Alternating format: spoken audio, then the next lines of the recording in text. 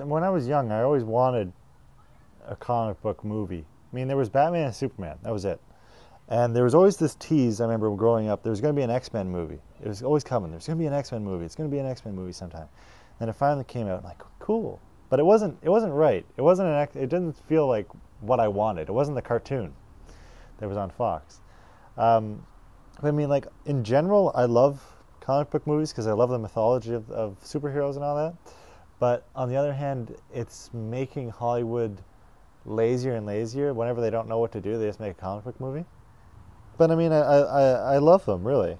Because you can never really please the fans 100%. There's always going to be either a huge group that loves it and then a few guys that say, no, that's all wrong. His cape doesn't blow like that, or something, right? Like there are so many comic book movies that are, for some reason, heralded as the greatest thing ever, but they may be flashy and make people go, wow, but they're not true to the character in the slightest. They're just so wrong. And that's, going back to what I was saying earlier, it's hard to get it right. Yeah. Well, it shouldn't really be, because it's not like there's no source material to refer to.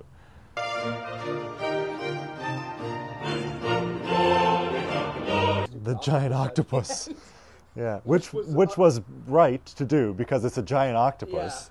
Yeah. The thing with Watchmen is because it was so true to its source material, it pointed out the flaws in the source. In the movie, you're sitting there waiting.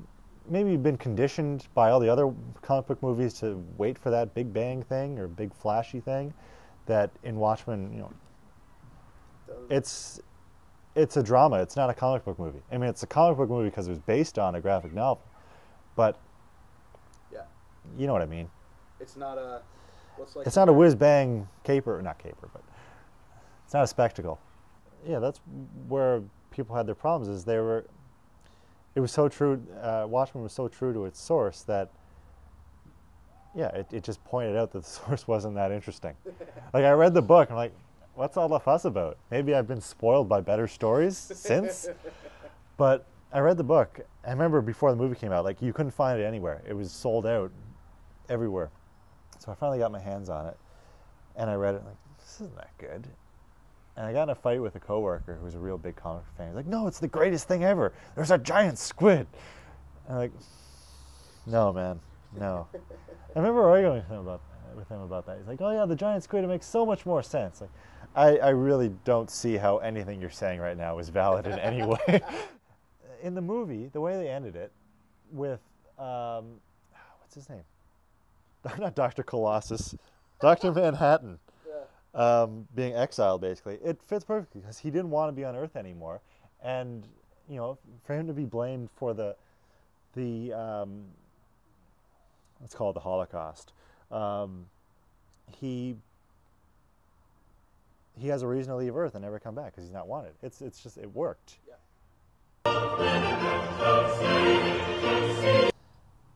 Yes, but there are a lot of lesser-known characters that are just not interesting enough. What the hell is Green Lantern, really? I still haven't seen that movie, but I know it's bad. Yeah, you see, there are a lot of characters that are really cool in themselves, but they don't have interesting enough stories to support a feature-length film. They can be supporting characters, or I don't know, part of an anthology or a Justice League, or an Avenger. Like Ant-Man. See, Ant-Man's kind of, yeah, he's cool, but a whole movie may be a little cheesy.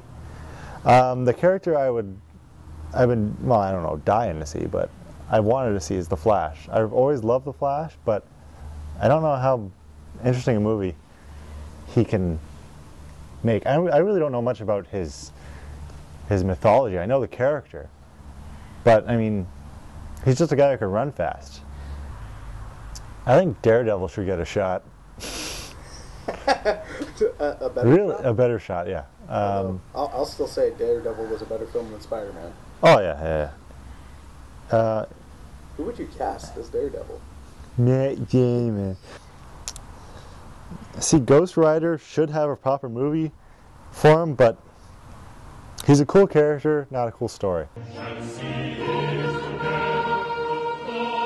See, the problem that Marvel's got themselves into now is they've really set up such a high bar to reach, getting into the whole Thanos thing, that they need characters they don't own anymore. Yep. It would have been great if the deal with Fox worked out where they got Silver Surfer back, because really it would be great if they could have Fantastic Four as well as the Silver Surfer, but even if they just had Silver Surfer back, then it could work. But if they don't have the Surfer, they're missing a big part, at least I feel, of the Thanos story. I don't know if it would be a breach of contract or what, but now that Marvel's owned by Disney, they have some seriously deep pockets. Like seriously, seriously deep pockets. I saw the figures of how much Disney makes just through pretty much doing nothing a few months ago, and it was like billions a year by just putting out like DVDs. They don't need to do anything. So Marvel should just go to Fox and say, you know what? You're not doing our characters right. Here's $100 million. Just, you can have $100 million. We'll have the characters. We'll both be happy. It's not the complete universe that it should be. Now that they've created the not unthinkable, but undone beforeable. It's a universe. It's a cinematic universe. Exactly. No, it's not even just a cinematic. It's a multi-platform universe now. It branches into the comics, and now they're going to TV with the S.H.I.E.L.D. series. You know about that, right? Yeah, I heard about that, yeah. That's the most amazing thing that's ever happened to entertainment, really. To have this multi-platform universe of characters. It's how has no one ever done this before? It's just brilliant. Yeah.